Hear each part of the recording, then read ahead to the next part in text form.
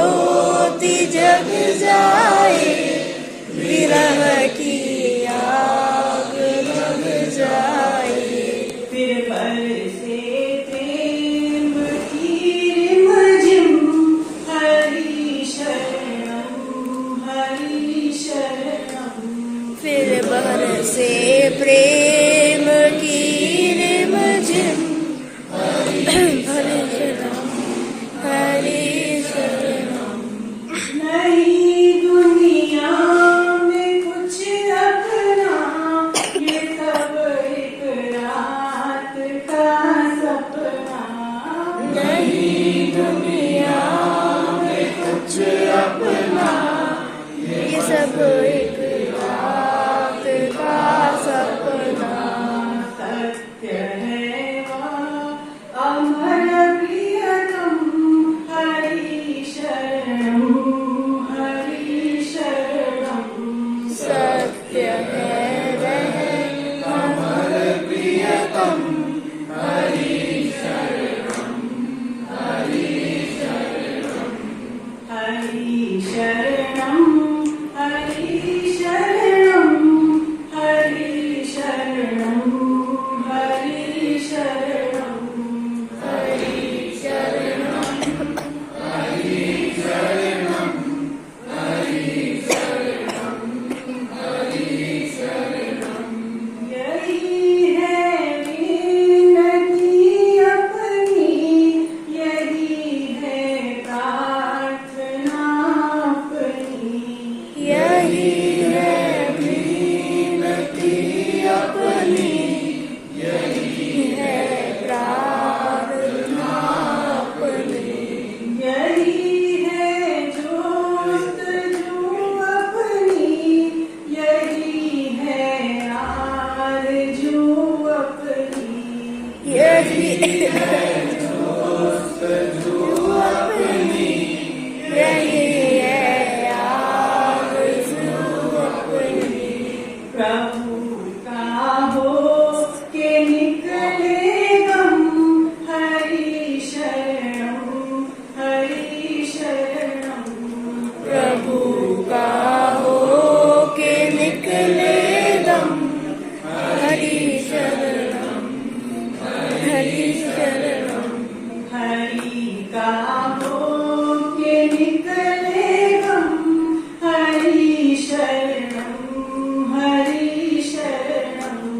हरि का हो के निकले दम, हरि शरणम हरि शरणम। हरि शरणम हरि शरणम हरि शरणम हरि शरणम। हरि शरणम हरि शरणम हरि शरणम हरि शरणम। न भूले हम प्रभु के हम, हरि शरणम हरि शरणम। प्रभु के हम, हरि शरणम हरि शरणम हरे कृष्ण। विलक्षण चीज है जो कि मनुष्य को भगवान ने विशेष रूप से दी है। पशुओं में भी होता है लेकिन बहुत कम होता है।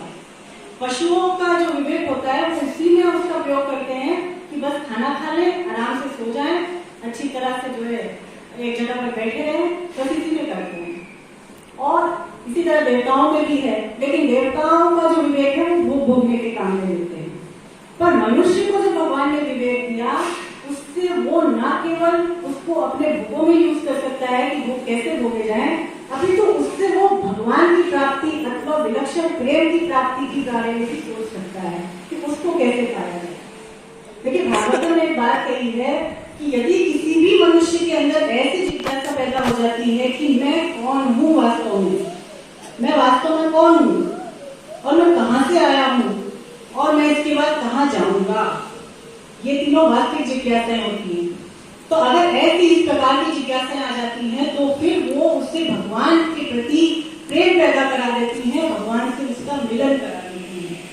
तो हमें ये सोचना चाहिए कि हम इस संसार में क्यों आए, क्या पर्पस हमारा है और हम यहाँ से कहाँ जाएंगे। देखिए, हम घर में जब कोई भी चीज लाते हैं, कोई भी चीज हो, इलेक्ट्रॉनिक चीज हो, तो वो चीज जब आती है तो वो चीज जो हम लाए वो बनी या उसका जो गोल था पहले वो बना। बताइए, मान लीजिए फ्रिज है, हम फ्रिज लाते हैं घर में, तो पहले फ्रिज बनी होगी, खराब हो जाती है। तो ऐसे ही ये जो हमें शरीर मिला हुआ है, इसका भी फ्यूचर मैनुअल, इसका भी एक यूजर मैनुअल है। आप बताएं क्या है वो यूजर मैनुअल? भगवान की साधना करना तो ठीक है, पर उसको आगे कहाँ पता चलेगी, साधना कैसे करनी है कहाँ पता चला है? वो यूजर मैनुअल है भगवद गीता।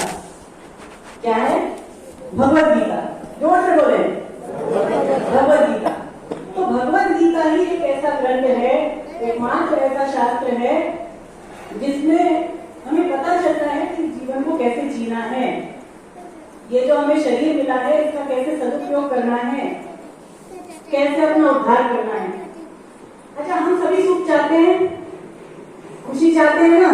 ऐसा कोई व्यक्ति है जो ये कहे कि मुझे खुशी नहीं चाहिए, मुझे सुख नहीं चाहिए? बताए, है क्या कोई?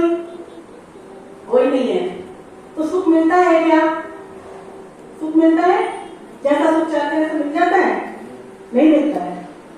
मान लीजिए आप जैसा सुख चाह रहे हैं वैसा आपको मिल भी जाए, तो क्या वो सुख हमेशा रहने वाला है? कल्पना करके देखें, कोई भी चीज जो आपको आज खुशी दे रही है, क्या वो सुख हमेशा रहने वाला है? नहीं रहेगा। एक ना एक दिन वो आपसे बिछड़ जाएगा, आपसे उसका वियोग हो जाएगा। तो क्या हम नहीं चाहेंगे कि हमें ऐसा सुख मिले जो हमें हमेशा हमारे साथ रहे, जो कभी हमसे अलग हो ही ना? क्यों नहीं चाहेंगे, है ना? अफकोर्स हम चाहेंगे ऐसा सुख। हम घर में आज एक नई कार लाते हैं, तो कार जो है जब नई आती है तो कितनी खुशी देती है, चेहरे पर है। उस सुख की प्राप्ति के बारे में सोचना है जो हमारे साथ सदा रहे, जो हमसे कभी अलग हो ही ना, जिसको बोलते हैं शाश्वत सुख, जिसको बोलते हैं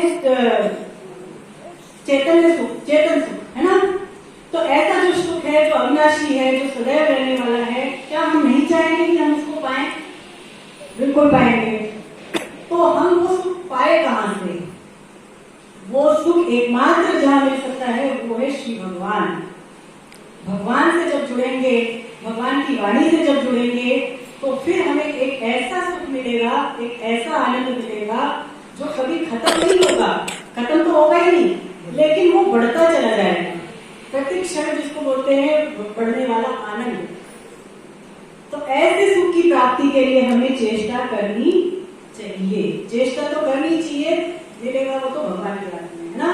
तो हमें आज के बाद ये छोटे मोटे सुखों में, ये भोगों में नहीं फंसना है। देखिए, ये भोग तो हम कब से अनंत जन्मों से भोगते चले आ रहे हैं, जानवर भी इनको भोग रहे हैं, है ना? अभी आपको मैंने बताया ना 4 चीजें कॉमन है, तो ये सुख तो हमें मिल ही जाता है। लेकिन हमें चाहिए परमानेंट सुख, जो कि हमें केवल और केवल भगवान के चरणों में मिल सकता है। जब हम भगवद गीता से अपना जो है संबंध जोड़ लेते हैं, तब हमें उस सुख की प्राप्ति होती है। तो अब ये भी देख लें कि हमारे सबके जीवन में दुख है ना? कोई ऐसा है जो ये कहे मेरे जीवन में कोई भी दुख नहीं है? बताएं, ऐसा कोई है जिसके जीवन में कुछ भी दुख ना हो? हाथ उठाए। सबके जीवन में दुख है, भले ही हम कहें या ना कहें, हमको पता है हमारे जीवन में दुख है। वैसे तो बहुत सारे दुख हैं, कहने की जरूरत नहीं है, लेकिन शास्त्रों में 4 मुख्य दुख बताए हैं।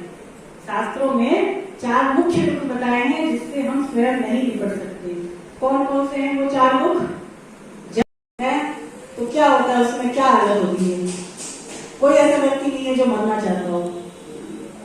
मृत्यु के समय तो हालत ही खराब हो जाती है, जीवा काम नहीं करती, मलमूत्र सब कुछ, है ना? तो मतलब बहुत बुरी हालत होती है मृत्यु के समय। इसी तरह से जरा मतलब बुढ़ापा, तो बुढ़ापा तो हम देख ही रहे हैं सबका, कैसा हो रहा है आजकल तो भाई, आजकल तो बूढ़े व्यक्ति तो छोड़िए, जवानों के भी जो है क्या क्या नए नए बीमारी वो हो रही है, बीमारियां हो रही है ना। तो अगला जो दुख है वो है व्याधि। व्याधि का मतलब यही होता है बीमारी, बीमारी आदि हो गई है ना। तो देखिए बीमारी तो कई तरह की होती है, लेकिन कुछ बीमारियां ऐसी होती है जिनका हम स्वयं इलाज नहीं कर सकते या डॉक्टर भी जवाब दे देते हैं। तो उस केस में फिर हम क्या करते हैं, भगवान की शरण में जाते हैं, है ना। डॉक्टर भी कह देते हैं कि आप कुछ नहीं कर सकते, अब आप ऊपर वाले से प्रार्थना करिए, हैं। तो इसका मतलब क्या है कि बीमारी ठीक करना डॉक्टर के हाथ में भी कभी कभी नहीं रह जाता है। तो ये 4 मुख्य दुख हैं जिनसे हम स्वयं नहीं निपट सकते। और यदि कोई ऐसा व्यक्ति है वो ये सोचता है कि मैं 4 दुखों से खुद ही निपट लूंगा, मैं खुद ही इसका समाधान कर लूंगा, तो उसके लिए भगवद गीता बिल्कुल भी नहीं है।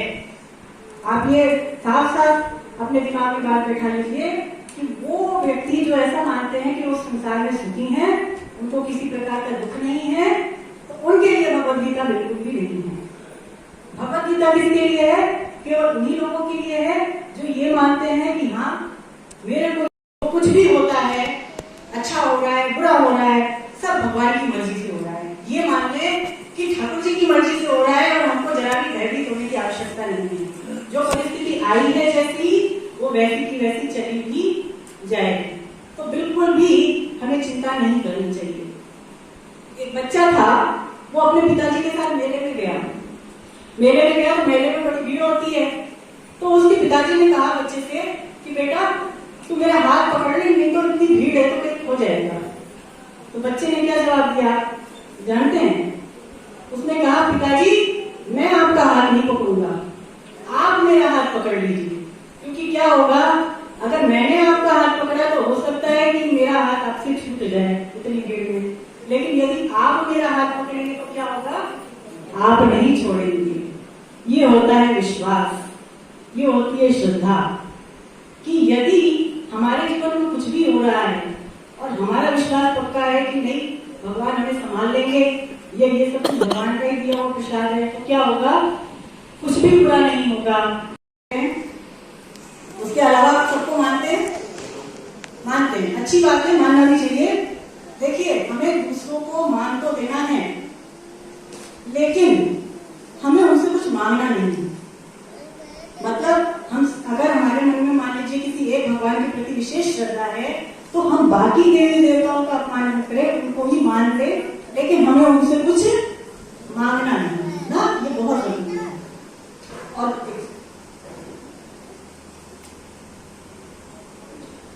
भगवान के ऊपर हमें कभी भी डाउट नहीं करना है, ये भी बहुत जरूरी बात है। बहुत सारे ऐसे लोग होते हैं जो सोचते हैं कि पता नहीं भगवान थे या नहीं थे, भगवान को किसने देखा है, भगवान थे या नहीं थे। देखिए ये बात आपको भविष्य कलयुग में भगवान कल्कि का अवतार होगा, तो ऐसी बहुत सारी भविष्यवाणियां हैं जो कि भागवत में हुई हैं और जो कि आज तक सच होती आ रही है। तो ये हम कह सकते हैं कि शब्द प्रमाण ही वो सही तरीका है जिससे हम सच का पता लगा सकते हैं, जिससे हम ज्ञान को प्राप्त कर सकते हैं। और शब्द प्रमाण का ही एक श्रेष्ठ उदाहरण है श्रीमद् भगवद गीता। तो गीता को तो देखिए भगवान ने स्वयं बोला है, 3 पुस्तकें हमें घर में अवश्य रखनी चाहिए। कौन कौन सी? एक तो श्रीमद् भागवतम, एक भगवद गीता और एक रामायण, है ना। ये 3 किताबें आपके घर में होनी चाहिए। ऐसा कहते हैं 3 किताबें यदि होती हैं तो घर में आदि व्याधि नहीं आती है, बहुत सारी मुसीबतों से हम बच जाते हैं। तो आप अवश्य रखें। तो मैं यही कह रही थी कि बाकी सारे ग्रंथ हैं उनको तो देखिए महापुरुषों ने लिखे हैं, त्रिकालदर्शी ऋषि जिन्हें बोलते हैं, जो भूत भविष्य वर्तमान का ज्ञान रखते थे, ऐसे ऋषियों ने बड़े बड़े ग्रंथ लिखे हैं। लेकिन जो भगवद गीता है, हालांकि ये किसका पार्ट है, महाभारत का पार्ट है। आपको पता है ना भगवद गीता किसका पार्ट है, महाभारत का पार्ट है। महाभारत में जो है ये भीष्म पर्व एक पर्व आता है, उसी में ये भगवद गीता का एक भाग है। तो भगवद गीता स्वयं भगवान कृष्ण ने बोली है, तो इसमें तो कोई दो राय है ही नहीं कि भगवान की वाणी झूठ हो सकती है। कुछ बातें हम भगवद गीता के बारे में जानने जरूरी है। लेकिन भगवद गीता का लक्ष्य क्या है, पहले तो ये जाने, भगवद गीता का लक्ष्य स्वयं भगवान है। कोई ये पूछे आपसे कि भगवत गीता पढ़ के आपको क्या मिलेगा, तो आप क्या बोलेंगे? हमें भगवान भी मिल जाएंगे, हैं? हम जिनके हैं उनको प्राप्त हो जाएंगे। तो ये स्वयं भगवान श्री कृष्ण से मिलाती है। तो किसी चीज के बदले यदि हमें भगवान मिल रहे हैं तो क्या बुराई है? आप थोड़ा सा भगवान के बारे में पढ़ के उनके अकॉर्डिंग चल करके अगर उनको प्राप्त कर ले तो कितनी बड़ी बात है। तो इसका लक्ष्य स्वयं भगवान श्री कृष्ण है। भगवत गीता में 5 प्रकार के सच के बारे में बताती है। 5 चीजें बताती है भगवत गीता में। वो क्या है? एक तो स्वयं भगवान के बारे में, भगवान कह लें, नारायण कह लें, है ना, वासुदेव कह लें, सब बात एक ही है, परमात्मा कह लें। तो एक तो वो भगवान के बारे में बताती है। दूसरा वो जीव के बारे में बताती है। जीव मतलब हम स्वयं, हम कौन है वास्तव में? हम ये शरीर नहीं है। ये बात आगे आएगी गीता में। हम जब आएंगे ना दूसरे अध्याय में तब ये बात क्लियर होगी आपको। हम शरीर नहीं है, हमें समझ में नहीं आ रही है ये बात, लेकिन हम मान रहे हैं कि हम शरीर नहीं है, हम जीव आत्मा है? तो हम एक जीव जो है उसके बारे में गीता बताती है। तीसरा प्रकृति के बारे में, प्रकृति जो हमें दिखाई दे रही है ना, तो ये प्रकृति भी भगवान की, ऐसा भगवान गीता में कहेंगे। तो एक तो प्रकृति के बारे में बताती है, कर्मयोग और भक्ति योग। तो मनुष्य इन तीनों में से किसी भी रास्ते पर चल करके और वो मेरी प्राप्ति कर सकता है। वो चाहे तो अपना कल्याण सुगमता से कर सकता है। अब इन तीनों रास्तों के अलावा कोई रास्ता बचा ही नहीं जिससे हम अपना उद्धार कर सके। हम चाहे कितना ही जूझ लें, हम कितना ही दिमाग लगा लें, कितना ही बच लें, लेकिन जब भगवान ने कह दिया कि केवल यही 3 रास्ते हैं जिससे तेरा कल्याण होगा, तो निश्चित रूप से होगा। इस बात को स्वीकार करें। और हमें ज्यादा वचनों में पढ़ना नहीं है, इधर उधर जाना नहीं है। भगवत गीता का आश्रय ले लिया, भगवत गीता के शरण हो गए, तो निश्चित रूप से हमारा उद्धार होगा, प्राप्ति करनी है। तो ठीक है। अभी तो आपने ये 3 बार यहाँ पे बोल दिया, लेकिन इसको दिमाग से निकालना नहीं है। आप जब घर जाएं, देखिए हम जो गीता के साधक होते हैं उनसे कहते तो ये है कि एक आप डायरी बनाएं या कोई बुक बनाएं जिसमें आप अपने उद्देश्य को लिखें। कम से कम 7-8 बार या 11 बार लिख सके तो बहुत अच्छी बात है। इसको लिखे कि मुझे इसी जन्म में कृष्ण प्राप्ति करनी है या भगवत प्राप्ति करनी है। ऐसा आपको करीब करीब 6 महीने करना है। कितने महीने? 6 महीने। तो जब आप 6 महीने ऐसा करते हैं तो क्या होगा, आपका ये जो लक्ष्य है ना, जो गोल है, वो दृढ़ हो जाएगा। आपके दिमाग से फिर वो कभी निकलेगा नहीं। आप कहीं भी रहेंगे, कुछ भी करेंगे, आपका जो गोल है वो आपके दिमाग में रहेगा। और ऐसा कहते हैं कि जहां हमारा गोल होता है, जहां हमारा लक्ष्य होता है, उसी दिशा में काम करते हैं। आज व्यक्ति कोई भी काम कर रहा है तो उसके दिमाग में कोई ना कोई लक्ष्य है, उस लक्ष्य को लेकर ही व्यक्ति कर्म कर रहा है। तो जब ये लक्ष्य बन जाएगा, जो कि सबसे ऊंचा लक्ष्य है और जो कि जीवन का सबसे बड़ा लक्ष्य है कि मुझे भगवत प्राप्ति करनी है, तो निश्चित रूप से हम अपने लक्ष्य की ओर कर्म करेंगे और अपने लक्ष्य को प्राप्त भी कर पाएंगे। तो लक्ष्य को पहचाने, लक्ष्य की ओर कदम बढ़ाएं। कैसे कदम बढ़ाना है, कैसे उसको प्राप्त करना है, वो सारी जानकारी हमें भगवत गीता के माध्यम से आसानी से मिल जाती है। देखिए, भगवान को अपना माने, भगवान को अपना कहें, तो फिर क्या होगा कि हम सारी की सारी बाधाओं से, सारी की सारी मुसीबतों से बच जाएंगे, जिसको कहते हैं शरणागति। बड़ी महत्वपूर्ण बात है शरणागति। देखिए, गीता का आरंभ भी शरणागति से होता है और गीता का जो अंत है वो भी शरणागति से होता है। शुरू में हम देखेंगे कि अर्जुन भगवान श्री कृष्ण से कहते हैं, हे कृष्ण, मैं आपकी शरण में हूँ, मैं आपका शिष्य हूँ, आप मुझे उपदेश दीजिए। हालांकि वो शरणागति उस समय पूरी नहीं होती है, लेकिन वो कहते हैं।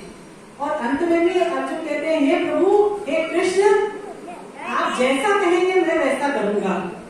अर्जुन ये नहीं कहते लास्ट में भगवान से कि प्रभु मैं युद्ध करूंगा, ये कहते हैं भगवान से, हे कृष्ण, हे माधव, आप जैसा मुझसे करवाएंगे मैं वैसा करूंगा। ये होती है असली शरणागति, कि भगवान हमें जैसा रखे, भगवान हमसे जो करवाना चाहे हम उसको करें, उस पर फोकस करें, तो हम जो है अपने लक्ष्य को पा सकते हैं। तो अपनापन भगवान से पैदा होता है। भगवान से जब अपनापन होगा तो भगवान से प्रेम होगा और फिर भगवान को पाना भी आसान हो जाएगा। एक छोटा बच्चा है, उसके पिताजी क्या होता है कि दफ्तर जा रहे होते हैं, तो उनको चाबी नहीं मिल रही होती है, तो बच्चा क्या करता है, छोटा सा बच्चा, कि वो चाबी उठा करके पिता को दे देता है कि पापा पापा ये लो चाबी आपकी। तो पापा बड़े खुश होते हैं और बेटे को आशीर्वाद देते हैं, बेटा तो खूब बड़ा हो जाए। तो पापा क्या स्वयं चाबी नहीं उठा सकते थे? पापा को अगर चाबी दिख जाती तो पापा छोटी होती है। तो दुर्योधन जो है वो जाता है द्रोणाचार्य के पास। द्रोणाचार्य कौन थे? वो गुरु थे, किसके? कौरवों के भी थे और वो पांडवों के भी गुरु थे। तो वो द्रोणाचार्य के पास जाता है और वहां जाकर उनको वो अपनी और जो पांडवों की सेनाओं के सेनापति थे मुख्य उनके नाम बताता है, उनको नाम बताता है। और इसलिए बताता है कि हमारे प्रति जो है थोड़ी सिंपैथी इनके अंदर पैदा हो जाए, ये हमारे पक्ष में हो जाए, है ना। क्योंकि देखिए जो भीष्म पितामह थे, भीष्म पितामह तो दोनों के पितामह थे, कौरवों के भी थे, पांडवों के भी थे। तो उसको ये लगा दुर्योधन को कि इनको मनाना तो बड़ा आसान है, क्योंकि ये तो भीष्म हमारे पितामह हैं। लेकिन जो द्रोणाचार्य हैं, क्योंकि वो गुरु हैं, उनसे हमारा जो संबंध है गुरु और शिष्य का है, तो इस कारण से उनको मनाना ज्यादा जरूरी है। और इसी कारण से वो गुरु द्रोणाचार्य के पास जाता है और ऐसे जा करके बोलता है कि हमारी सेना तो पांडवों की सेना के सामने जीतने में असमर्थ है। क्यों असमर्थ है? कि हमारे जो सेनापति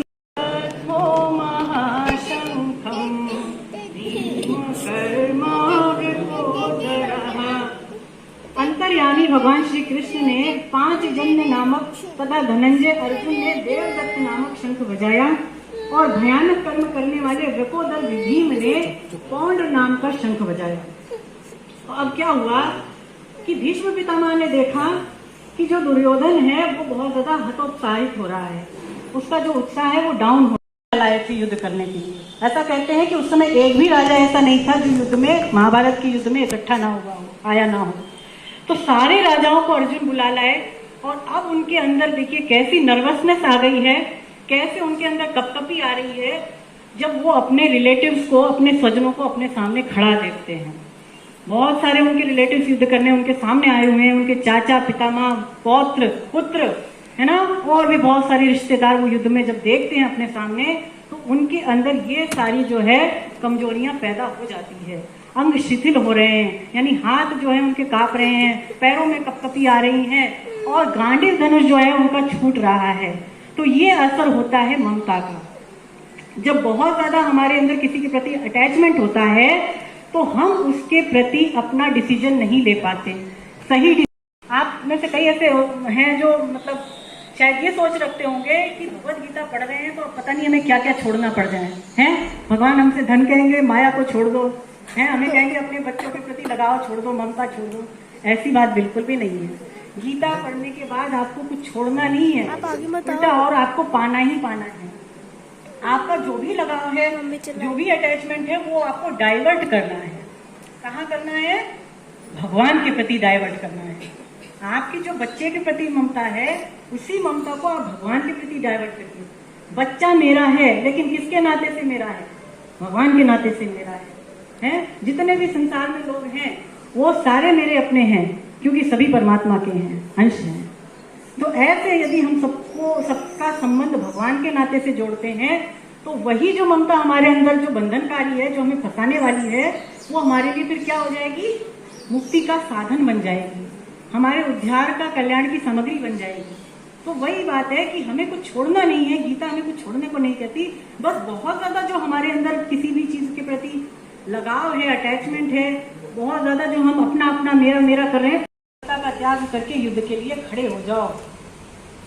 तो देखिए यहाँ पर अर्जुन को भगवान एक प्रकार से आज्ञा दे रहे हैं कि तू युद्ध के लिए खड़ा हो जा।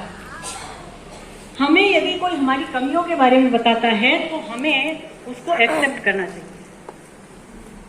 पहली बात तो यह है कि आज के जमाने में यदि कोई किसी को किसी की कमी बताता है तो वो उसको पसंद नहीं आती, लेकिन ये समझना चाहिए कि यदि कोई किसी को किसी की कमी के बारे में बता रहा है तो वो उसको अपना मान रहा है।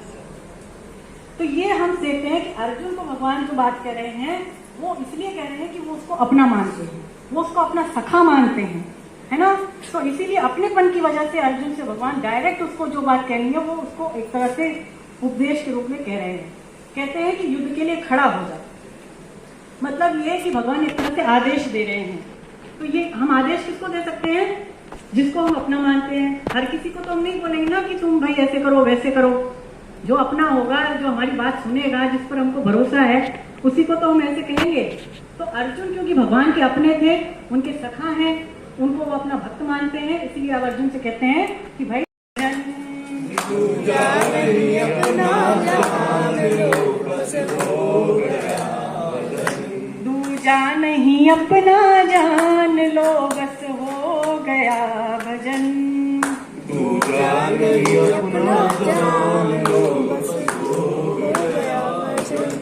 आया कहाँ से कौन है तू जाएगा कहाँ। आया कहाँ से कौन है तू जाएगा कहाँ। इतना ही दिल विचार लो बस हो गया भजन। इतना ही दिल विचार लो बस हो गया भजन। ईश्वर को अपना मान लो बस हो गया भजन। ईश्वर को अपना मान लो बस हो गया भजन। अनुकूलता प्रतिकूलता दोनों में संग्रहो। अनुकूलता प्रतिकूलता दोनों में संग्रहो। मंगल विधान मान लो बस हो गया भजन। मंगल विधान मान लो बस हो गया भजन। ईश्वर को अपना मान लो बस हो गया भजन।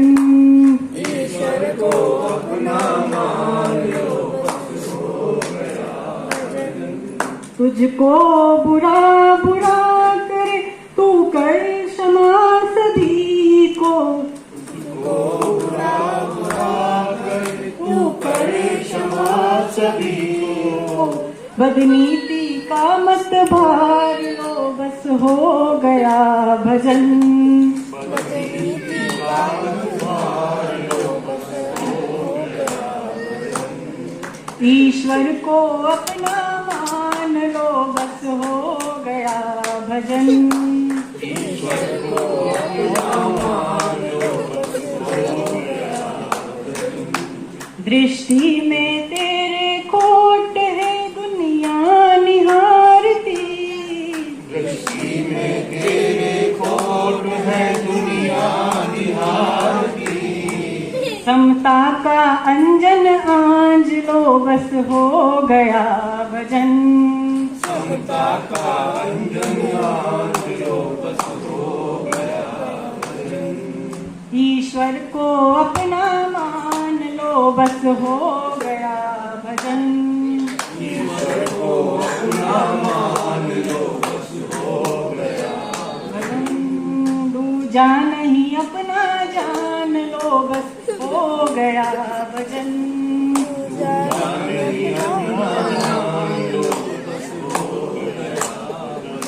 हरे कृष्णा हरे कृष्णा हरे कृष्णा हरे कृष्णा हरे कृष्णा हरे कृष्णा। हरे कृष्णा।